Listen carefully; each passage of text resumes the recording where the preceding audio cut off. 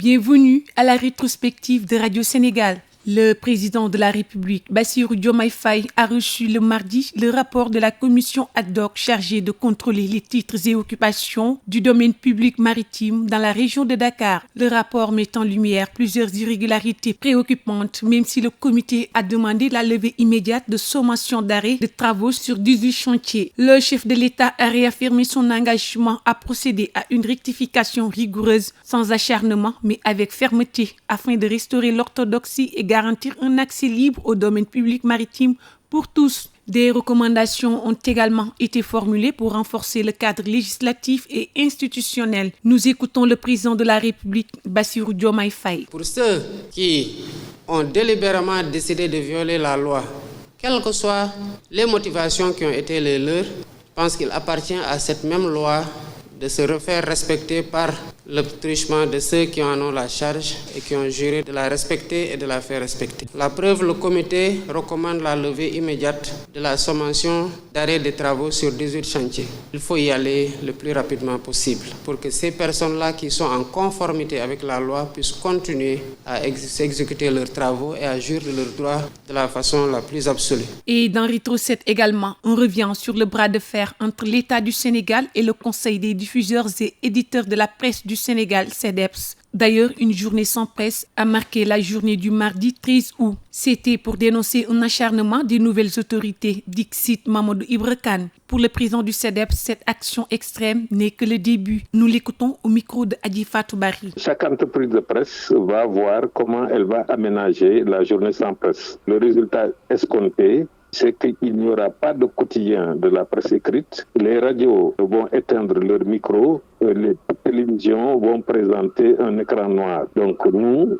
maintenant, comment pour le suivi de l'actualité, les entreprises de presse, les médias sénégalais vont s'organiser, ça c'est d'un point de vue interne. Et pour apporter une solution à cette crise qui secoue la presse privée sénégalaise, le chef de l'État a appelé à un dialogue rénové avec la presse nationale, estimant que la situation générale de celle-ci mérite une attention particulière du gouvernement et des mesures de redressement appropriées. Le président Bassirou Diomaye Faye a demandé au gouvernement, notamment au ministre de la Communication, de veiller à l'application intégrale du code de la presse, mais également au bon fonctionnement des entreprises de presse, dans un esprit permanent d'ouverture et de concertation en vue du respect des cahiers de charges signés. Un appel auquel a répondu Aliou Sall, qui a procédé au lancement d'une nouvelle plateforme numérique dédiée à la déclaration des médias, présentée à la Maison de la Presse Babacar Touré. Cette innovation vise à simplifier les démarches administratives des organes de presse tout en renforçant la transparence et l'efficacité dans la gestion du secteur médiatique. Compte rendu de Mamadou Ramata Diallo. La plateforme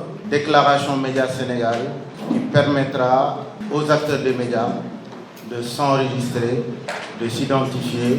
Le secteur médiatique sénégalais entre dans une nouvelle ère numérique. Le ministre Aliou Sall a dévoilé ce vendredi une plateforme innovante destinée à révolutionner la déclaration des médias. 25 juin. Le 25 juin, on avait fait un atelier avec nos partenaires et les organisations de la société civile. On avait promis de publier la liste des médias qui sont reconnus par le gouvernement à travers mon ministère. Aujourd'hui, nous sommes ici pour tenir cette promesse. Pour Amadou Bamba Kassé, secrétaire général du 5PIX, la digitalisation de la déclaration média est bénéfique pour les patrons de presse. Une plateforme, par exemple, ça permet au quotidien ou à un mensuel régional qui est à Kédougou, mais de ne pas venir jusqu'à Dakar pour procéder au dépôt. De là-bas, il faut remplir et procéder. Mais ça, c'est une exigence du code de la presse. Le ministre a également souligné l'importance de cette plateforme pour améliorer la collecte des données sur les organes de presse, favorisant ainsi une meilleure régulation du secteur. Notez un bilan hebdomadaire des accidents tragiques, 15 morts et 30 blessés graves. Des drames qui se sont produits entre jeudi et vendredi, tous des collisions entre camions et un minicar à hauteur de Khouroumbake à Touba. Et un autre sur la route nationale à la sortie de Koumpentoum vers Koungheul. Toujours dans Rétro 7, l'approvisionnement du marché en période de Magal, une véritable préoccupation.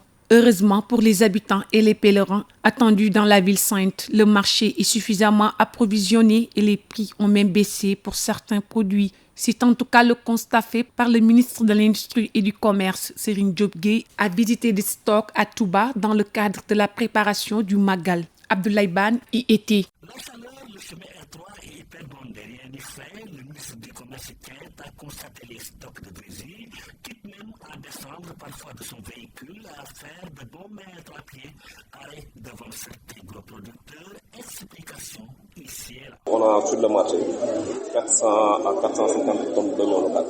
Ok, d'accord. Et la quantité d'oignons importés là? Deuxième étape de la visite, après le marché Mambinta au quartier de Janatou, le marché est suffisamment approvisionné et les prix ont baissé, constate Serigne Diop. La quantité d'oignons est suffisante aujourd'hui, la quantité de pommes de terre est suffisante. Nous avons privilégié la production locale parce qu'avant, au même moment à Touba l'année passée, le sac d'oignons était aux alentours de 14 000, 20 000, 22 000. Aujourd'hui, le sac d'oignons est à 8 000, 8 500. L'huile, le riz, la quantité aussi elle est suffisante. Le sucre aussi. Le service du commerce veille au respect des prix, rassure le ministre. Serigne Diop a été reçu par le khalife général des Mourides et son porte-parole. Il leur a expliqué tout le sens de sa visite, un magal sans aucune tension sur le marché. Abdoulaye Ban, Touba, RTS. Et pour finir, sur la visite du Premier ministre au Mali, Ousmane Sonko a été accueilli par son homologue malien Choguel Maïga. Objectif de ce déplacement, présenter les condoléances du chef de l'État Bassirou Diomaye Faye au colonel Assimi Goïta et réitérer le soutien du Sénégal aux autorités maliennes et aux autres pays du Sahel dans la lutte contre le terrorisme. D'abord, permettez-moi de m'incliner devant la mémoire de tous nos frères maliens qui sont tombés sur le champ d'honneur il y a quelques jours. Au nom du président Bassirou Diomaye Faye, à mon nom, au nom du gouvernement et au nom de tout le peuple sénégalais, à réitérer nos condoléances les plus sincères et les plus attristées. Remercier le peuple malien pour son accueil d'aujourd'hui. Cet entretien a été très instructif. Il nous a permis de passer en revue toutes les questions de l'heure. Sous notre régime, ces genres de pratiques ne pourront jamais prospérer et personne ne passera par le Sénégal pour soit déstabiliser le Mali ou aucun autre pays frère, ou alors lui imposer des sanctions de cette nature. Et c'est tout. Merci d'avoir été avec nous. Merci à Élise Emmanuel Senghor et à Ousmane Meng qui ont préparé cet épisode. On se donne rendez-vous grâce à Dieu dimanche prochain.